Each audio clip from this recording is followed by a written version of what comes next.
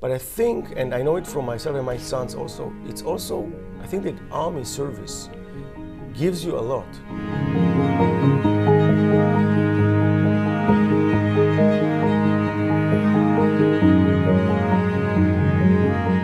This morning I am very pleased to say that I have with me Ambassador Cohen from the Israeli embassy.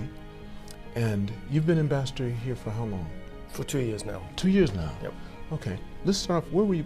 I know where you were born, I'm sure. It was Israel, right? Yes. Okay. So tell me, what was it like for you growing up there? Did you ever go into a kibbutz?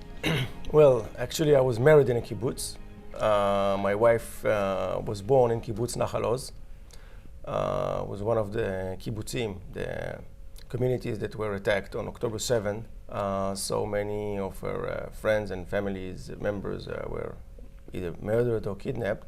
But in the kibbutz that you were married in? Yes, and I met her when I was in the army service, and I used to go there every weekend in this kibbutz. My kids were playing there, so I've been to a kibbutz. I was not born in a kibbutz, but I like this system of life very much. I've heard that. Someone told me it was what's his name? Yoav? Yoav Gilad. Yoav said that it's like paradise for him. Exactly. He loved that. But so where were you born? I was born in Bat Yam, mainly in Jaffa. I was born and raised in Bat Yam, which is it's a town near Tel Aviv. Mm-hmm. It's a suburb. And then we moved to a place called Neve Monosson when I was 6 years old, near the airport of Israel, Ben Gurion Airport. I was grown by the beach. Do you have siblings? Yes, I do. I have a brother and a sister. I'm the older one. You're the oldest one? Yeah. Okay, and who's next? Then your brother, then your sister? My brother and then my sister. Are you guys really close? We are, but as I picked up almost 30 years ago a career of a diplomat, so you're kind of moving around the world, so it's kind of difficult to stay. They're not involved with the government at all? No, they work for El Al airline company, the two of them. Now my brother left; he works for a private company, but they are in the airlines business. Business. Yeah. So tell me, what were you like as a child? Were you more academic or were you more sports-minded? I'm thinking elementary school. Right. I think I was half and half academic and sport. I like very much sport. I like running, I like skiing, diving, playing football and basketball. I'm crazy about NBA and English soccer. And I'm running, I'm a marathon runner. I even ran the Tokyo Marathon. So one time or twice? One time. I ran already 6 marathons in Paris, in Israel, and in Tokyo. And in Israel, several places, and many half marathons. And so I like running. I think running here in Tokyo is something great, and in Japan. So every place I go, I try to use my feet and to see it. And but as a child, I was trying to focus also on my school, on my academic development. As I was grown up as in a family which was in the suburb, and it was not the elite, let's say, schools. So it took more for me to advance myself. What did your father do? What kind of work did your mother? And how are they doing? Are they okay? Yeah. My father and mother, they're living. I still have a grandmother. She's 98 years old. 98. Okay. Yeah, 2 days ago, she's still smoking, and she's always smoked. Yeah. You always have a few people like that. Where they can actually, it doesn't affect them, and if to take that away, it would hurt her. Exactly. No, well, let's say, I know it's a podcast, but I know maybe others, children are looking at, don't smoke. It's not good for your health. It's not supposed to be good, but some people can do that. Exactly. And also drink. Yes. Because there was a very famous comedian in the U.S. called George Burns, and he lived to 99. And Las Vegas said, if you make it to 100, we'll give you $1 million. Like as if it wouldn't matter to him. But he made it to 99, and every night he smoked a cigar and drank a martini. Oh, really? So every day. I don't know if you can recommend it to No, everybody. I wouldn't recommend it. No, I don't do it. She's great. She was the one to grow me up. Was it your mother's mother? My grandmother, because my mother used to work, and my mother was a teacher, and my father used to work in a factory. So I had to be with my grandmother. But whose mother is it? Your father's or your mother's? My mother's mother. Your mother's mother. Yeah, okay. Yeah. So it's so it was fun living there, but near the beach, near the Sea of Israel. It's a beautiful one in Bat Yam. And then we moved to Neve Monosson, and then today I live in a place called Shoham. But you asked me about the kibbutzim. The kibbutz was also, I was thinking about moving to the kibbutz, but at the end. But how old were you? How old can you be to go into a kibbutz? Don't you have every age? You can go every age. If you, my mother wanted to move to the kibbutz, but my father didn't want to. Oh, I see. But you, on your own, you have to be after you do your bar mitzvah, right? Well, on your own, you can move if your parents take you. But after you are 18, let's say. That's what I'm saying. Then you can support yourself and do something. Yeah. But when I was 18, I went to the army service. I was a combat paramedic. My 2 sons now are combat paramedic. They are in Gaza now. And my daughter was drafted just a week ago for a special unit that work with dogs. Okay. So I have a full house, 3 kids in uniforms today. Wow. But that's the situation in Israel. You have to protect the country. You have to work for the country. You have to live, and that is why they are very much into it and very much dedicated for this mission. There's a couple of countries that I think that do that, make it mandatory where you actually have to go in. Right. That's something I've always said that I think would be good for the United States. It's good for any country.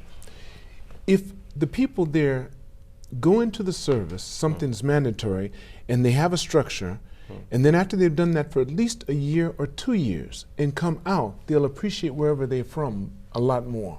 When everything's taken, you see what I'm saying? Take everything away and say, now you've got to do what we tell you to do. I agree. And you know what? People are talking sometimes about, you contribute to your country, as JFK said, ask not what the country can do to you, but what you can do for the country. And this is what the Israeli youngsters are going to serve their country for 3 years. And if you are an officer, you can go for more. But I think, and I know it from myself and my sons also, I think the army service gives you a lot. Gives your soul, give your mind, give your discipline, give your friendship, give your kind of sense of a way forward that is more than just to go. Many in the world, you go to college, you finish 18, you go to college, you go to and then you start your life, and it's fine. We want to live like this as well, but it's not that. I think when people are going after the army service, they are much more matured. They know, they go to university and they really had something, and it gave them something. They gave them something to their minds, to their responsibility, to their commitment to the country. And this is when you commit yourself to something bigger than you. I think it's marvelous. I think so too. That happens, I think, to some people. Not all people will at work, but to some people when they give birth. When they have a child, they realize it's not about me anymore. Exactly. That's another situation. I went through the military. I was drafted during Vietnam. So I went in, didn't want to go in because in my country wasn't a popular war at all. But after I got in, I went into the easiest branch of the service. It's called the Air Force. It's more civilian-like. But still there, the regiment they take you through, like you said, it helps you to mature. It helps to give you focus. You find out what you're made out of. Exactly. College doesn't do that for you. And after you finish your army service, it's not that everything is a piece of cake for you, but it's a lot easier. But you tell yourself, listen, I've been to wars, I've seen things, and I've done things. Well, that's in Israel. Exactly. In Israel. In mine, I didn't get to see. I shot an M16, 60 rounds one time, and that was on a training course. Then they tried to put me in special forces, but they said the divorce rate is 98%. And I was engaged. That's the only reason why I didn't go in. But that was my adaptability to the service was so much that they wanted me to be in that because that's the kind of person I would have been. Easily. Yeah. I still think about it every now and then. But I know there's no music in the background and it doesn't last for just 30 minutes, or not 2 hours. It's forever. Right. And some images you can't get rid of. So were you a paramedic?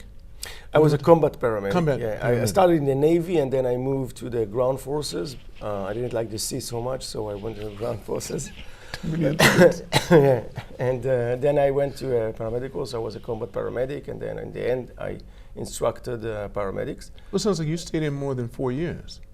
No, it took 3 years for me. Only 3 years? Yeah, but then every year you go for reserve forces for 1 month to 7 weeks.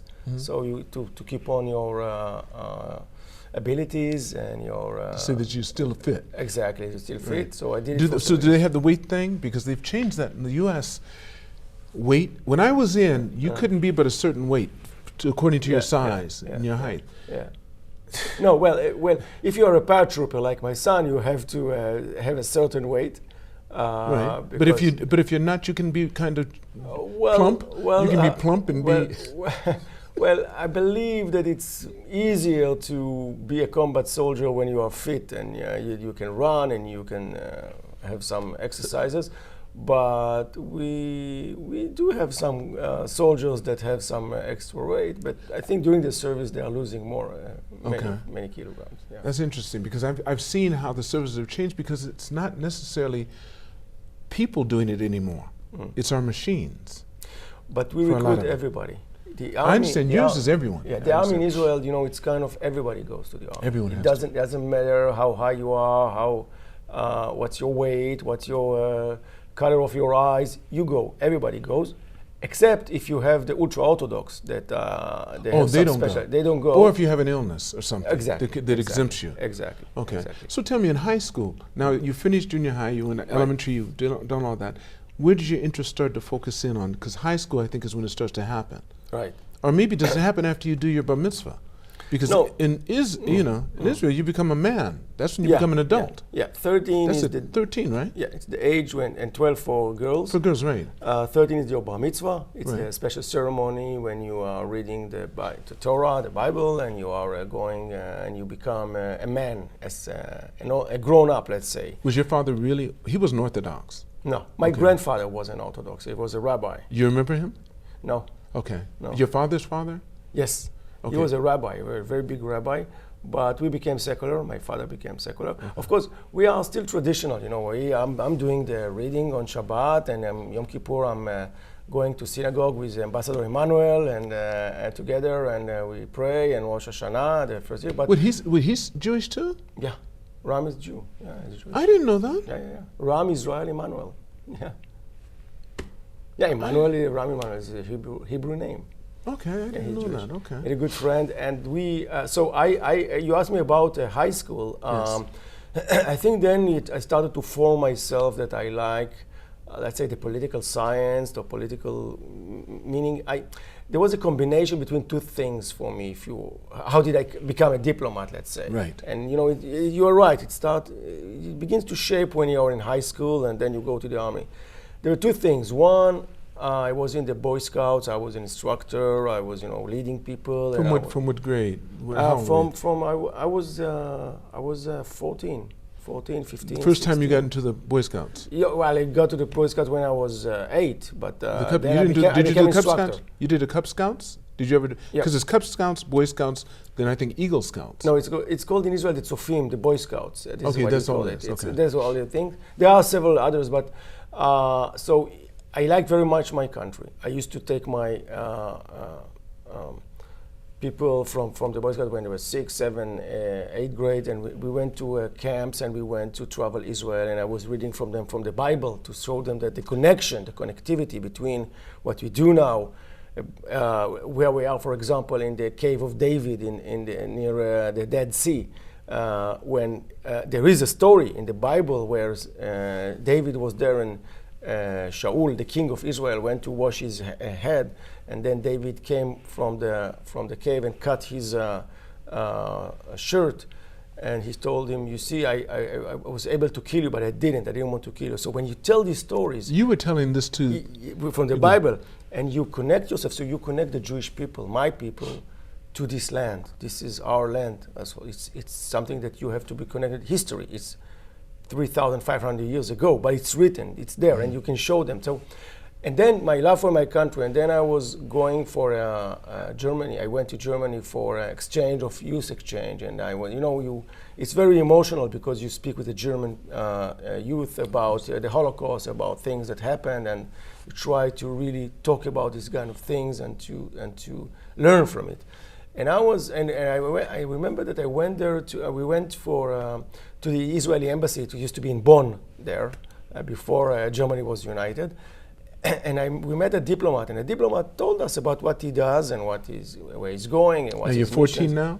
I was 16 there. 16, okay. 16. And then I said to myself, that's interesting, because it's a combination between curiosity that I had to see the world, to explore things, to taste things, to smell, to know different cultures, different languages, and my affiliation, my passion to my country. So when you combine these two things, I said, maybe to be a diplomat is a good idea. Now, was that the first time you left Israel at 16?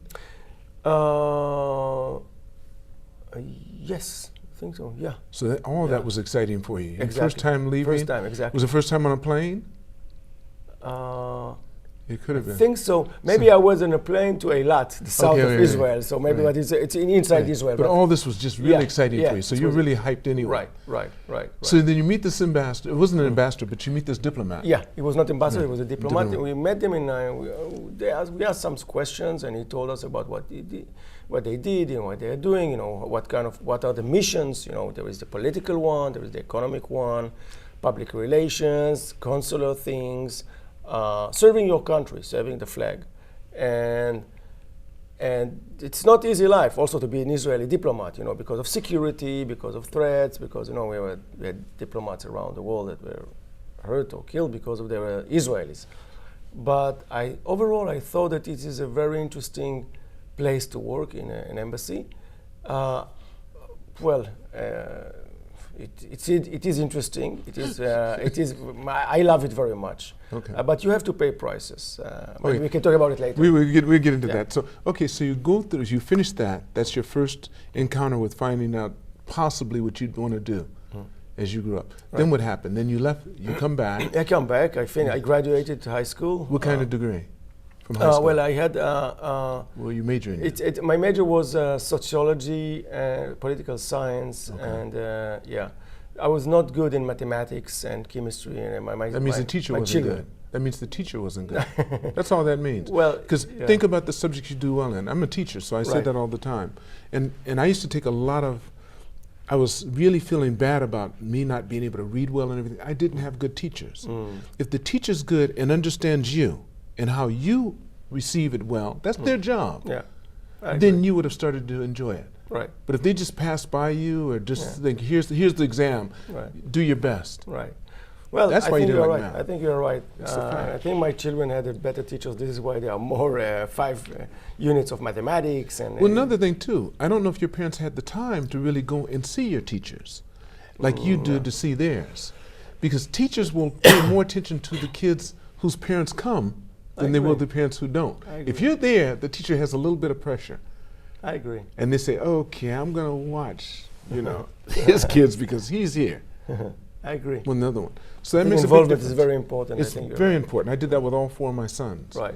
I made sure I have 4 sons, 37 to 31. All right. And they all came back. My wife's Japanese, so they all came back here after I sent them out. So they came back to Japan? They came back to Japan. Why would you leave paradise after you've lived in it? But you don't know that until you leave. And when you leave, then you start realizing, wait, this works. The other places aren't working quite well. There's a system, and they had over 3,000 years to figure it all out. This place is, I can go on and on. That's a whole other subject. All right. So you finished, then you really started to think, okay, you had to go into the service right away then after that. Yeah, after that. You didn't go to college? No. In Israel, you go to college after you graduate, you finish your army service. So you're 20? I went to university. I went to, after the army service, you want to clear up your mind. So you go abroad. You go to long trips. I went to the Far East. I went to Thailand, to Nepal, India, even some Japan. Why? Why did you decide the Far East? I went also to South America afterwards. I went. It was 7 months and 6 months, almost 13 months together that I went there and my sons did it as well, because you feel like you want to relax. You feel like you want to clear your mind. You feel that after your army service, after things you've done, after things you've seen, you were going through, you want to enjoy life. You want to wake up in the morning to see the sunrise, to drink some orange juice or something, fruit shaky, and to enjoy and to just travel and to see and to explore and to have treks and hikes. And so it was funny because a few months ago my son was traveling in the Far East also, and he has a foreign passport, German passport, so we could have gone to places that I couldn't go, for example to Indonesia and other places that Israel doesn't have diplomatic relations. But he came to Japan to visit his father, And he told me, whoa, I was living in guest houses of $5 per night or $10 because I didn't have money. And then I came to the ambassador residence. Whoa, that's great. So it's kind of closing a circle. But you've been in this is your first term as an ambassador? Yes, I was four times a diplomat, starting in Brazil, and then I went to Turkey. My 2 sons were born in Brazil. I went to Turkey, and then I went back to Israel. You have to go back every now and then. And then I went to New York to the Israeli mission to the United Nations. And I went for Israel for almost 13 years because my kids went to school and high school. And then in 2021, I arrived Japan. So your kids never lived outside of Israel? They did. Where? They did in Brazil. For how long? 3 years. 3 years, okay. And then 2 years in Turkey, Ankara. And then my daughter was born before we went to New York, but they were living in Tenafly, New Jersey for 4 years. We loved it there. I bet you did. And their English is much better than their father, much better. They have the American accent. They can do it? I envy them, you know. I envy them because they speak English, you know, they speak American English and just that. Sometimes they're laughing at my mistakes and okay, I was born not in the US. But can they speak Hebrew too? They speak Hebrew. Hebrew, they do. That's just Hebrew, and well, of course they have a very good English. They used to speak Portuguese when my son was born in Brazil. Used to say to me, "Dad, I want a banana." Banana. Like a Brazilian, very heavy accent. And my second son was used to speak in Turkish. He knew Turkish. Okay. Yeah. So. But today I don't think. What about your daughter? She probably picked up everything. She was born just before New York, but the mission 9/11, and she came. We were there between 2004, 2008. Okay. So she came when she was 4 years old. She didn't pick up so much. She used to be. So she has English. the same accent you do. Yes. Okay. Yes, she's the You want that. I'm trying to change it. No, you're not. No, you're not. Come on, I said I'm Israeli. No, you wanted to be like that. That's Daddy's little girl. Come on. Yeah. So yeah, nice. But my sons, when they speak English, you know, it's kind of they do. American English. Yeah, it's kind of all right. Yeah, have their nose up. A little bit, yes. Exactly, but it's okay. I think it's a gift for them. It's a gift because, and I really believe in it. I think the American, and they went to public schools in Tenafly, in America. In America, okay. And I think they learned things that really gave them tools for life, which we didn't get it in Israel. As I was a pupil, a student, and you were a teacher, so they've been. The respect to teacher, the respect to school, the respect to studies, the homeworks, how you make a presentation. Wait, you're saying you didn't get that in Israel? No. But you think they did in the U.S.? Yes. I think the American system. Well, they had a good school then. They had a good very good school.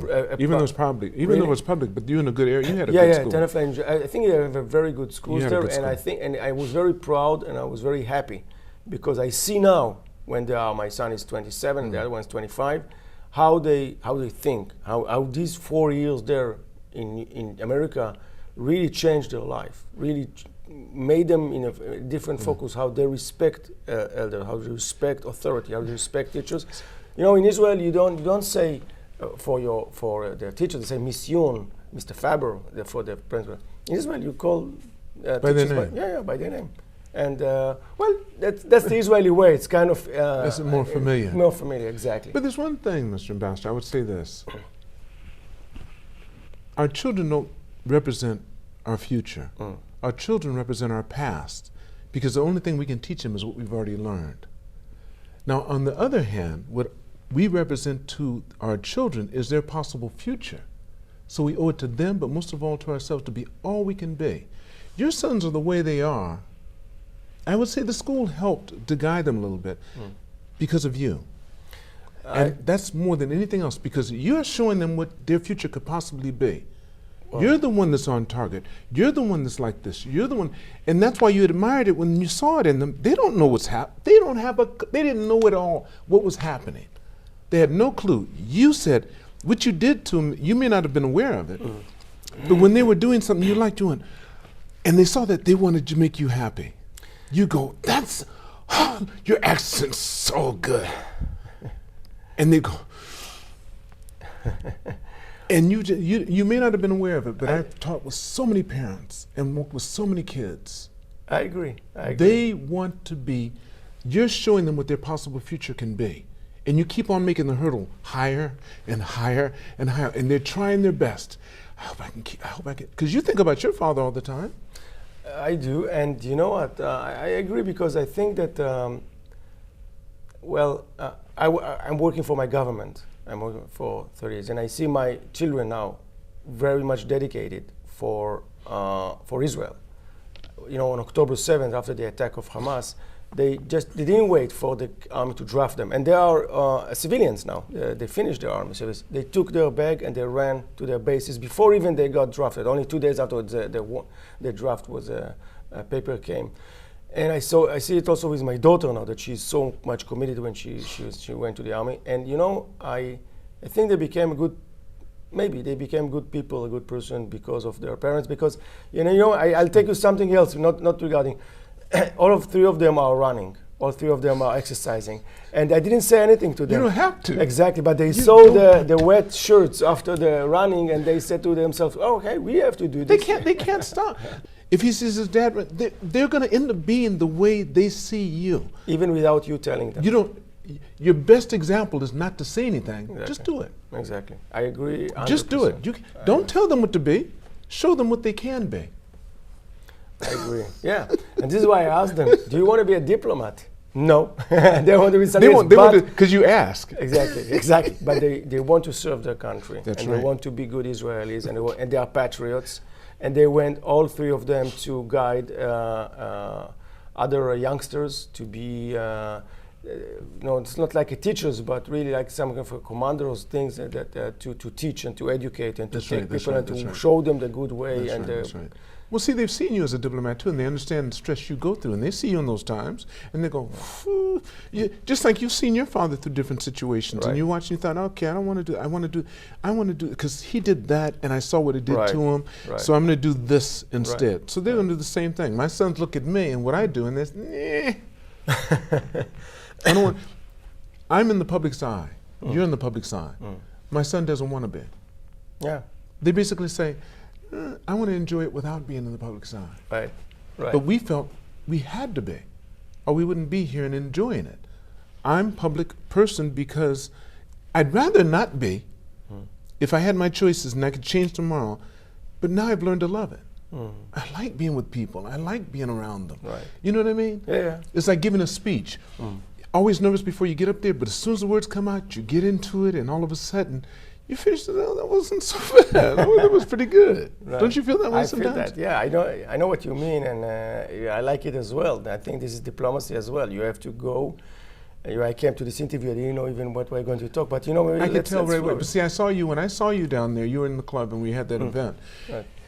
And when I went to Yoav, and I said, he said, I'll introduce you to the ambassador. I said, sure. And then I asked you, I could tell by your outgoings. I saw the way you were hugging my ambassador, the way you hugged him and stuff. It was you. You were initiating all of it. When I asked you, you said, right, I wasn't too surprised. You said, I'll do it. You didn't know anything about it. But when you know inside who you are, it doesn't matter what they throw at you. Thank you. Yeah, I think you're right. It's true. When you know I can see, and I think people can see people of that ilk. If you're confident, come at me. Yeah. The worst you can do is do something I'm going to have to do anyway. Yeah. Well, you're right. That's how it is, don't you think? No, I think so. And I told my spokesperson at the embassy, before, after this war broke, I told her, listen, whoever wants me, even which program, I don't care. Just bring it on. I believe in what I do. I believe in myself. I believe in my country, and I believe that we are right. And I am willing to talk to anybody on anything, wherever, whenever. Now, it takes kind of, you have to build up these things. It doesn't, No. You have to be comfortable with cameras. You have to be comfortable on TV and or others. But I think it's, after so many years, I think. But this is your first post as an ambassador, too. It is. It is. And you're making democracy, being a diplomat a career? This is your career. Yeah, this is my career. Yeah. After I was the head of Asia and Pacific division in the foreign ministry before I came here. So let's say I had the opportunity to choose, and I said Tokyo. I think with Japan is it's because I had some other opportunities around the world, especially in Asia. But I said to myself that with Japan we can really take it higher and higher, and we did. And we are doing it, and I think Japan and Israel are getting so much closer, and we are doing a lot of job. So how do you succeed? Okay, since my podcast is going to change its name from Lancy Lee's podcast in Tokyo to Success in Japan, how do you become successful? What do you consider success to be as far as your job goes in Japan? In Japan, well, first of all, you have to understand that we came to a different culture, and we came to a different, that people that think differently, everything is different, and everything we have to respect each other. We have to listen. We have to speak quietly. We have to be considerable, and we have to. And then when you understand this, and when you understand, and you try to see, to identify the ways that you can do both things together. Where are you matching your interests? Where are the places that that Israel and Japan can do things together that will be good and beneficial for both sides? And I think because of the geostrategic, let's say, movements with China and Russia and Ukraine and North Korea and others, and where Israel is and the United States and everything together, I think that first of all, to understand and to love the place. I think because I love Japan, I love the food, I love the people, I love the culture, I love the landscape. I love running in Tokyo. I love it. So, and when you love it, you have the passion for it, and you, of course, you love your country first and foremost. These two loves can combine. It's great, and I think that this is why I'm so happy here. And how did your predecessor? Okay, because you didn't just come here without Japan having any relationships with Israel. So you're not the first ambassador, right? Okay. 70 years so you have a predecessor who might have set a stage that could be different than yours. Yes. So how do you mingle that? How do you succeed with that, or in spite of that? Well, my sister, she was the ambassador before me. The problem that she had COVID then. And COVID shut down everything, and also, especially here in Japan, so it was very, very difficult to make. But also, you said she. She. This country is not a she country necessarily.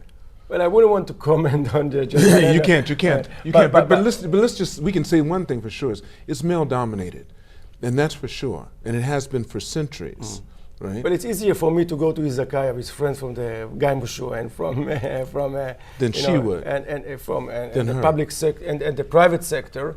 But I think she did a good job, and I think she was very much accepted here. I think that I'm trying to do whatever I can, because we are working according to a plan. We are working together with friends here. We identify the mutual interest of both countries. And when the Japanese understand and they feel that you like them, that you are into their culture, that if you tell me, let's go to eat, I have my Italian friend, pasta or pizza in a restaurant. I said, let's go to izakaya. Let's go to have sushi. Let's go to have ramen or udon or tempura or something. Let's go to the Japanese. Pasta I can eat everywhere, but this one, the perfect Japanese cuisine, is something that really, really amazes me. And I think that when the other side understand that you like it, that you try to absorb the culture. Unfortunately, I didn't have much time to learn the language. Where I studied and then I had to work. But it's really something that I think that both sides can be happy, and I'm very, very happy. And I think that my Japanese colleagues understand that I'm happy here, and I like. How much time do you have here? You've been here. You said how long now? Yeah, I have 2 years, and I have 2 to 3 more years. 2 to 3 more years. Can you extend that? Well, usually it's 4 years, and you can extend it to 5. And that's the max. That's the maximum. Yeah, until 5. But then years. Couldn't you go back for a year and then come back for another 5? Maybe. maybe. It's been done, I'm sure. Not here in Japan. I don't think It hasn't so. been done here. Not in Japan. No, but I mean on the U.S. side, it has been. We've had Really? Reischauer, yes. Mansfield, I think he stayed. That's a good idea. Mansfield, he was here for a long time. I'll ask the next foreign minister, maybe. He did. Because if you're affected, what's the whole purpose of being an ambassador? Right. To make sure your two countries have a good connection, no matter what happens. I agree. That's the whole point. I agree, and after 2 years, I admit that really we made a huge progress. We have direct flights, first time ever, between Tel Aviv airport and Narita airport, twice a week. It will be resumed in March because it stopped there, but it's going to be an ongoing line. We are talking about free trade agreement with Japan, investment. I've just signed 2 days ago a note verbal for the Guy Musho for the foreign ministry here, saying that Israel has completed all the procedures in order to have a working holiday visa, which means that 200 Israelis can come here for a year, and 200 Japanese can come to Israel for a year to work and to travel. When you are young, between 18 to 30, you don't have money. You are so starting when? Starting in 90 days. 90 days from now. I need some interns that are good with podcasts and stuff. Well, let's work for it, and so many other things, and investments and visits and high-level visits, and so many things of agreements, and of really also on defense. Things that have never happened before. We are working with Japan on defense issues. And you can see in every field, and culture, and science, and space, and health, so in an academy. So in every place you touch, you can see really flourishing. I call it the Sakura of relations between Japan and Israel after 70 years. And I don't think it's because it's me as the ambassador. Japan and Israel been together for 70 years? Yes, but the relations were cold before. In 1973, Japan has surrendered to our boycott. The Palestinian issue, it was not so good. Because that was during what years? That was in 1970s? 73. That's right, 73. Because Arafat, he had a place here. I remember where it was at. It was in Daikanyama, and he had a picture of himself. And he had they sold their property here too. Yes. Yeah. They have That's right. The representation of the Palestinians still today. They sure did. And they still have it today? Yeah. But where is it located now? It's not. I think they moved, not in Daikanyama. Because they sold that property, I think. Yeah, they did. They've got quite a bit. I'm not sure where exactly. No, I don't remember. But here in the city. But they never had anyone like him again. Who? Like Arafat, the Palestinians. Well, he was their leader of the PLO. But, he was, yes. Yeah, but I think that it's when the relations now between Israel and Japan are like I think it is a natural matureness of relations for so many years. But the time has come, and because what I said, because also the U.S. and others and things, and I have to admit also that. The friendship with the U.S. ambassador is also contributing a lot. It doesn't hurt at all. Yeah, it does not hurt at all. And he's a good friend. He's a good friend and a good man and an American patriot, but a good friend of Israel. And I think we get along also on our personal lives. It looks like it. It looks like it. When I saw you two together, I thought you were related. Yeah, we are friends, yes. And I'm very proud to be considered a friend of Ambassador Emmanuel. And our wives are also friends. And he's here every morning. Yeah, I know. He comes here every morning religiously. He didn't make it this morning for some reason, but still. Yeah. Well, I shouldn't talk about it because of security reasons. But that's true. That's true. But I know, and he's very much. We climbed together Mount Fuji, and there is this special. Only once, I hope. Once, yes. Okay, yes. And we have this very famous. It was also in Israeli television and Israeli newspaper that they had the famous flag of us standing with the flag of the United States, Israel, and Japan on Mount Fuji. Wait, when you guys went up there, did you both have to have your security come with you too? Yes. That tickles me because those guys probably were not too happy about that. Well, it's okay. It's guys that are trained to whatever you do, they have to Mount do. Fuji, and we ski together and we dive, and it's okay. So I love. I told you that I love very much Japan, so I'm trying to explore. We just went to Hokkaido just before the war in August and September. I loved it so much, and we were planning to go on to Okinawa and other places, but we are going to do it after war stops in Israel. So, but I think the landscape is amazing here. People are saying to me, why won't we go? We want to go to Thailand or to the. I said, why? I want to see Japan first. Let me explore more and more of Japan, and then I'll go to other places. That's good. You do have a very, very good, healthy relationship with this country and attitude. That's the most important thing. Your attitude is going to take you wherever you want to go. And I think your kids will see that, other people will see that aspire to be where you're at now. You know, in the diplomatic corps, people that might want to be ambassador someday. I think you might want to consider having an openness and be as friendly and as accepting. And it's inside out, it's not outside in. I agree. Being an ambassador didn't make you who you are. You make being an ambassador something worthy of people wanting to be a part of. Yeah, thank you. Yeah, don't you believe that? Yeah, I believe in that. Yeah, I believe that it's what you bring to this post, what you bring to this task, and if you believe in it, and if you like the other side. Lance, I won't say that that it's all smooth. You know, sometimes you have different opinions. You try. You know, I want Japan to vote for me at the Security Council, and this way they think differently, or the UN.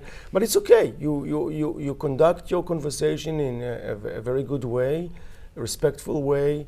You listen to the other side.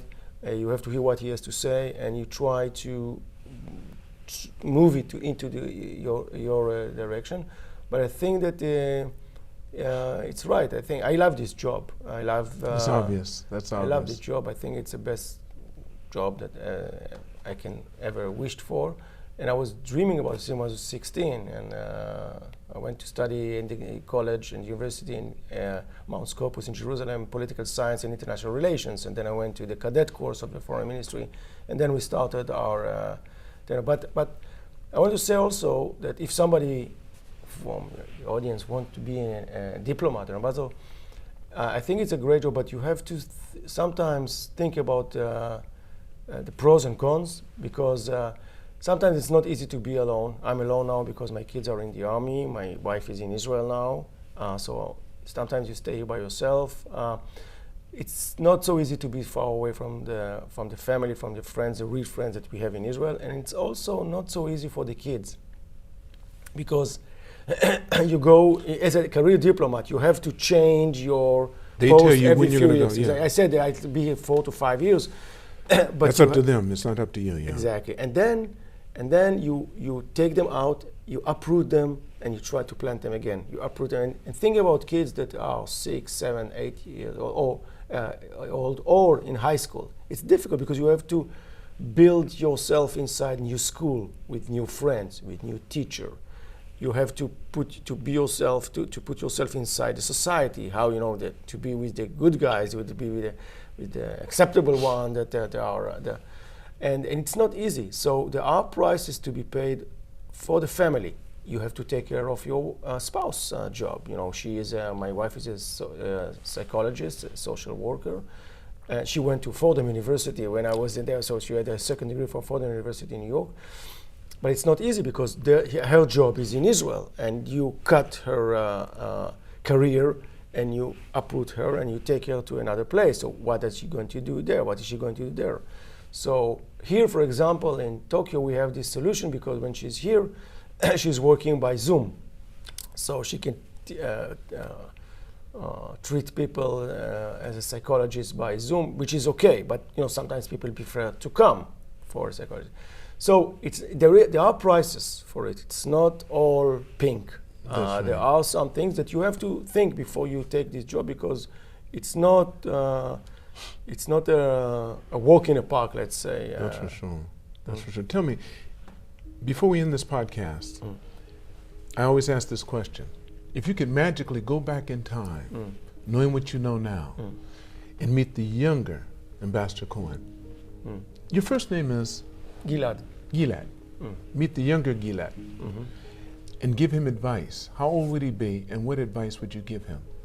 I would tell him, know where you want to go, what you want to achieve, what do you want to be when you're grown up, and do it. If you ask me if I would change something in my life, in my course, no, I would take the same course.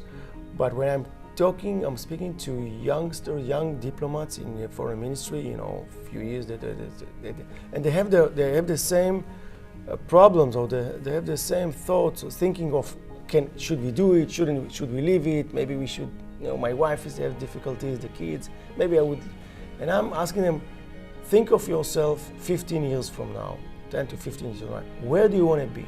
You want to be ambassador in Tokyo? You want to be a banker? You want to be a teacher? You want to be a policeman? Whatever, it's okay. Everything that you have to you will have a meaning. Do it for yourself. It doesn't matter what you are. Just have a meaning for what you do. And for me, meaningful is to be a diplomat, to represent my country. And I'm very lucky to be in such a beautiful and marvelous place like Japan. Ambassador Cohen, thank you so much. Thank you very much, Hans. Thank you That's for having fantastic. I want to thank all of you for watching or listening to this podcast. And never forget, it's all on loan, so continue to reach for the stars. Because you're too blessed to be stressed.